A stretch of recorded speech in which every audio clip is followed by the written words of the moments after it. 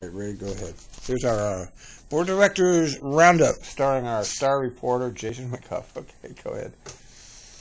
Okay, first of all, they had the Tax Supervising and Conservation Committee, which is a Multnomah County thing. I don't mean Multnomah County government. I think it might be independent, but it's an agency or something that oversees.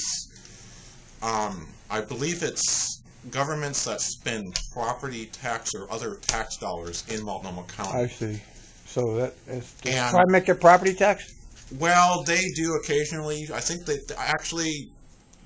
I heard it not this about a month ago or whatever that the West Side bonds, which I believe are paid by property taxes, will be paid off next year. There's like 2 more payments to go on that.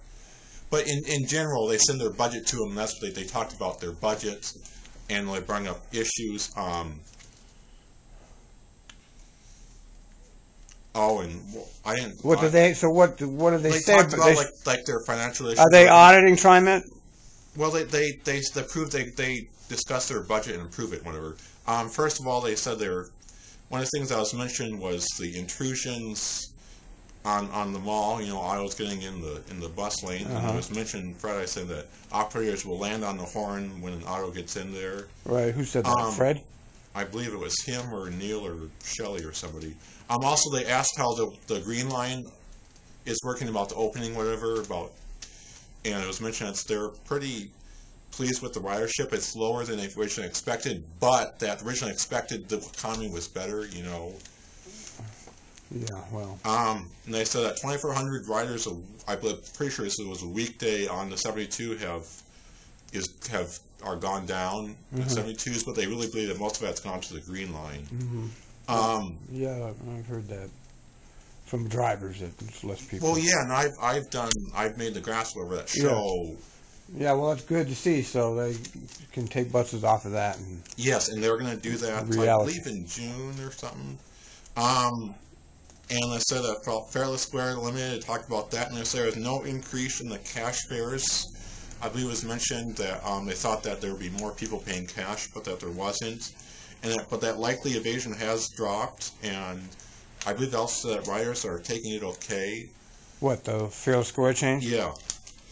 They discussed the service cuts and about trying to control the retiree benefits in the contract negotiations. And were there any conclusions? No. Okay.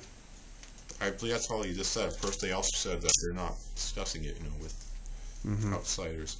And while they mention that they don't get money from the state, this was kind of in reference to this morning. There's a Oregonian article saying that the state's in a big hole right now.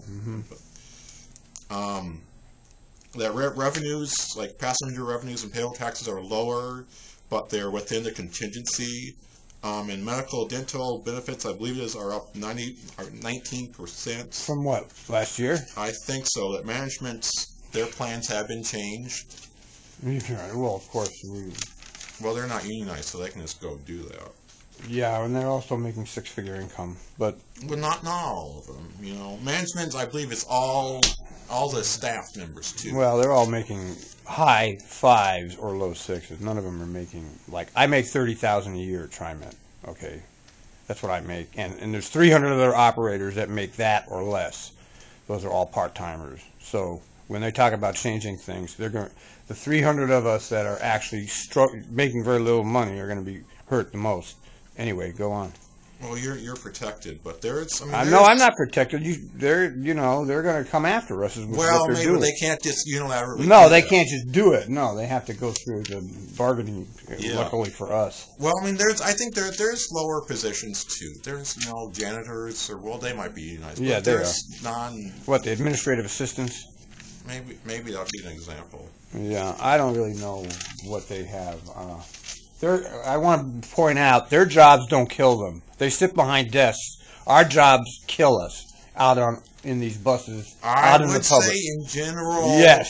I would say in general the physical stresses, the physical are completely different. The two jobs have nothing in common. They probably are a lot less. Still their job. Yeah. They go to meetings and type papers. Anyway, go on. There's There's no correlation between their health risks and our health risks. No, I don't. Yeah. I wouldn't disagree with that. Okay. It's physically, it's taxing. Thank you. That's going to be a tougher challenge for no layoffs in fiscal year 10.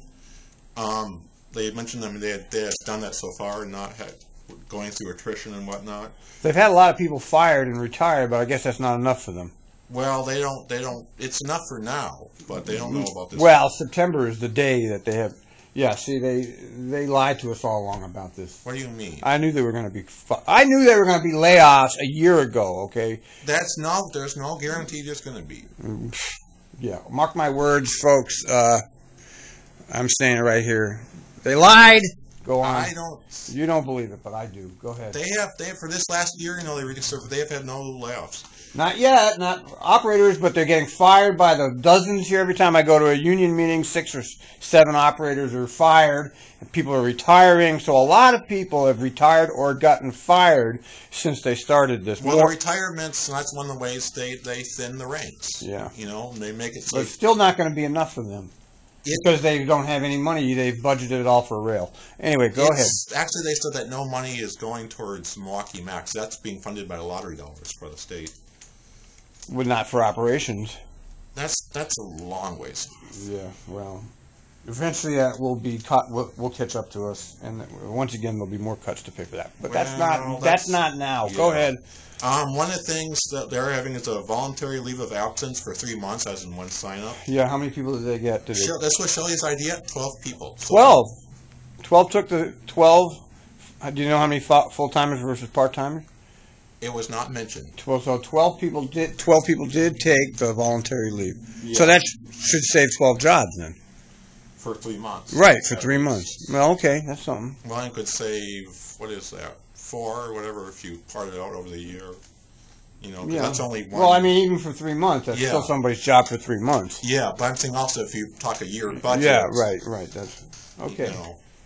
Yeah, I'm thinking of doing it too, and I'm starting to hate working here, so maybe winter for me.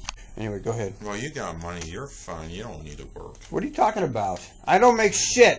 Anyway, go ahead. Well, Don't talk about my. Okay. You have a relationship and other stuff. So yeah. She doesn't pay for me anyway. Go ahead. Doesn't stop. I'll be able to survive without it. That's correct. I believe they said there was 10% less management workers and 1% less frontline workers. Yeah, I don't. Once again, we're getting apples and oranges here, and we don't see any lists. We don't see any lists of trimmed administrative jobs. They did say, I don't know if I have listed here, but they did say about how, considering that there's a lot more frontline workers, that there's a bigger impact. Yeah, 1% represents probably of frontline represents the same aggregate number as 10%. I don't know if it's the same, but they did mention. And plus, the frontline workers actually operate the system. The management doesn't actually do anything but provide support to the frontline workers. They do useful stuff. They provide the support, whatever they make it. Yeah, right. The support, like this letter here, accusing me of things that I actually do correctly. Well, anyway, go. This out later. You've been sleeping, so you don't know what's going on. Anyway, go ahead. Fuel is most volatile budget item. There's no additional hedging plan now, but they did mention that why they did the hedging was for stability and not price, because they... Yeah, even though they got ripped off. Well, I don't know if it was totally true, but they definitely did emphasize that they want to be able to predict what their fuel costs are. They really liked being able to do that. Yeah, even if they're high, it's kind of like we like to predict our West expense, even if it's way up there, but whatever. Go ahead. No, yeah, West. Yeah, they want to predict it, so they should be budgeting more than it is anyway, just as a contingency. I don't know. But Milwaukee Max, I thought they said it would be $8.4 million a year to run, but and $10. But that doesn't include like the 33 that they could get rid of. Oh, hold on.